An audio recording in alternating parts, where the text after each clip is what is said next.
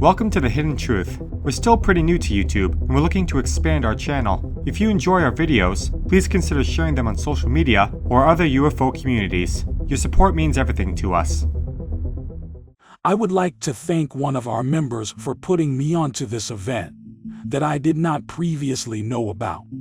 Thank you, Rob Ross. The year is 1966. The place, Westall High School in Westall, Australia. Over 300 students and teachers observed a UFO in broad daylight. The UFO overflew the high school and disappeared behind a stand of trees.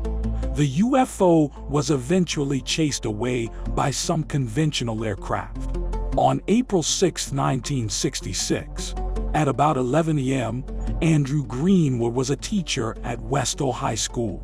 At this time, a hysterical child ran into his classroom and told him there's a flying saucer outside. He thought this child had become deranged or something, so he didn't take any notice. But when the child insisted that this object was in the sky, he decided to go out and have a look for himself. When Greenwood went outside, he noticed a group of children looking towards the northeast area of the school grounds, and as he approached them, he saw a UFO hovering close to the power line. Greenwood described it as a round, silver object, about the size of a car with a metal rod sticking up in the air. Soon after, 5 planes came and surrounded the object as more people began gathering to watch the scene before them. He called it the most amazing flying he had ever seen in his life. McDonald said the planes were doing everything possible to approach the object, and he said how they all avoided a collision. He will never know. Every time they got too close to the object, it would slowly accelerate, then rapidly accelerate, and then move away from them and stop. Then they would take off after it again, and the same thing would happen. This game of cat and mouse reportedly went on for about 20 minutes, and by this time, Greenwood said, 350 children and staff were watching on. Suddenly, the UFO shot away and vanished within seconds, and it was at this point that the headmaster came out and ordered everyone to go back to class. Over the years, there were reports that the government tried to cover up the incident and stop witnesses from talking, but Greenwood claimed it was the headmaster that first tried to squash discussion of the incident.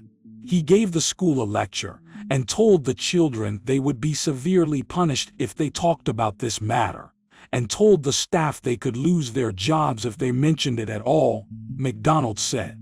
The teacher claimed the headmaster was so scared and disturbed by the incident that he refused to come outside until the object was gone. When the Royal Australian Air Force contacted the headmaster, he told them to go and jump in a lake. McDonald said, there have been claims from several witnesses that sharply dressed men in black suits visited them and warned them from speaking about the incident.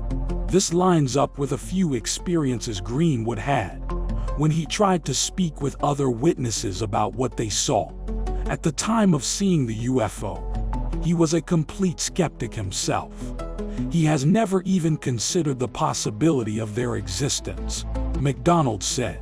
When he asked the physical education teacher to describe what she had seen herself, so that he could compare it with his own observation, she just wouldn't say anything. Greenwood then reportedly spoke to one of the older students, who described the event in great detail, exactly as he had seen it. But when he spoke to her again half an hour later, she wouldn't say a word. Greenwood didn't think it had anything to do with the headmaster's threats, as no one usually took him seriously, and he knew for a fact that the student he spoke with didn't attend the meeting where he made the threats. McDonald's description of his interview with Greenwood offers a rare insight into the events from the eyes of someone who was an adult at the time. See below in comments my take. This is an excellent example of a genuine UFO encounter.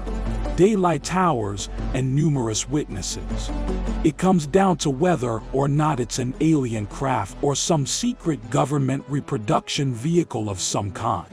Anyone who claims this was a weather balloon is either a liar or an idiot. Resources: Ally Foster, News, come out on August 7, 2018.